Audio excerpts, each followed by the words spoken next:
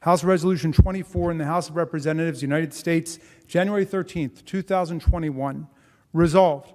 that Donald John Trump, President of the United States, is impeached for high crimes and misdemeanors, and that the following article of impeachment be exhibited to the United States Senate.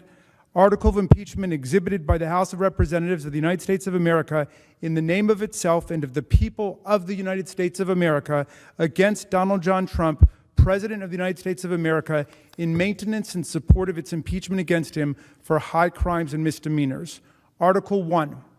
incitement of insurrection.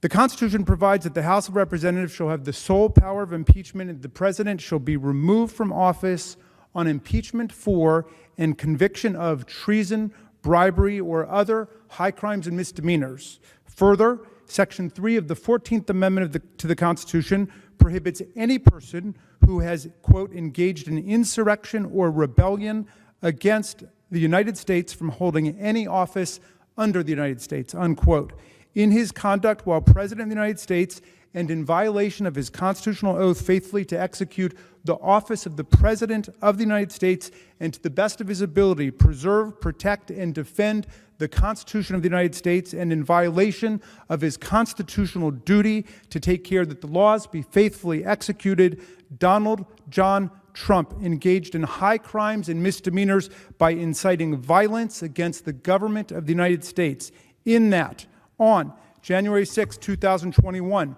pursuant to the 12th Amendment to the Constitution of the United States, the Vice President of the United States, the House of Representatives, and the Senate met at the United States Capitol for a joint session of Congress to count the votes of the Electoral College. In the months preceding the joint session, President Trump repeatedly issued false statements asserting that the presidential election results were the product of widespread fraud and should not be accepted by the American people or certified by state or federal officials.